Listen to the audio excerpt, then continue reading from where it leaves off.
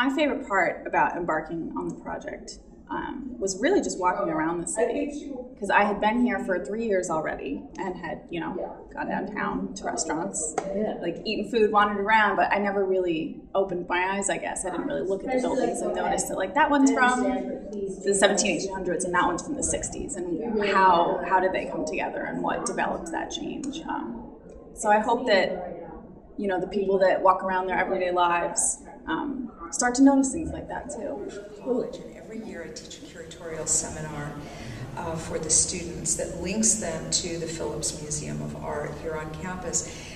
Last year I decided to teach Curating the City as the focus of our curatorial work, because I believe that Lancaster offers so much for the students to learn about its past, but also about the way that museums have been working to reach out to the communities where they're located, so that they're helping people understand more about the places that they live. Collaboration is a core value of what we do here at the museum, so we're very excited to treat the city as our classroom and to explore the notion of a museum without walls, which allows us to better understand who we are, where we've been, and where we're going as a community, and then we can use that information to better inform our curatorial and interpretive practices. This exhibition can inspire people to actually think about the past and think about what we owe the past and think about how we can build upon the past.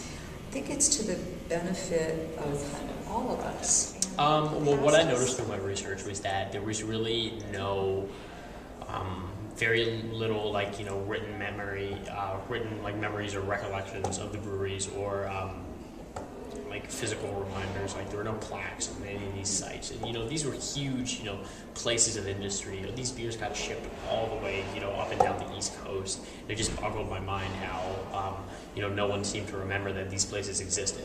So I hope that Lancaster kind of learns to look a little bit into its past to see. Lancaster, but rather they understood the past and Lancaster's history as being shaped by lives of average people like all of us, and those lives of those people, many of whom have become invisible or lost to us, those are the lives that have shaped Lancaster's urban landscape.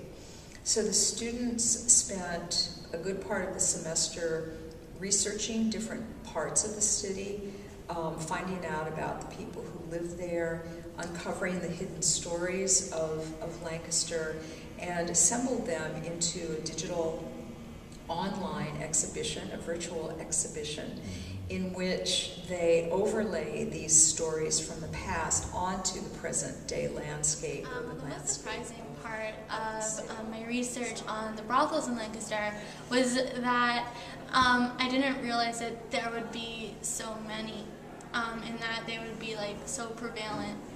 And the research that I was doing at the Historical Society was very helpful, because I was looking at original manuscripts from the museum supported the Law students in Society. taking a multimedia approach to learning.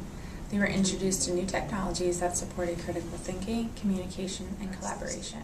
This whole project as well, being the momentum of this sort of almost this edge of really tipping things to really appreciating people's lives, people's efforts from the past into this moment right now.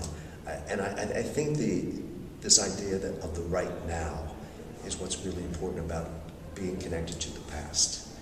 For what reason do we uncover or discover or show interest in the past?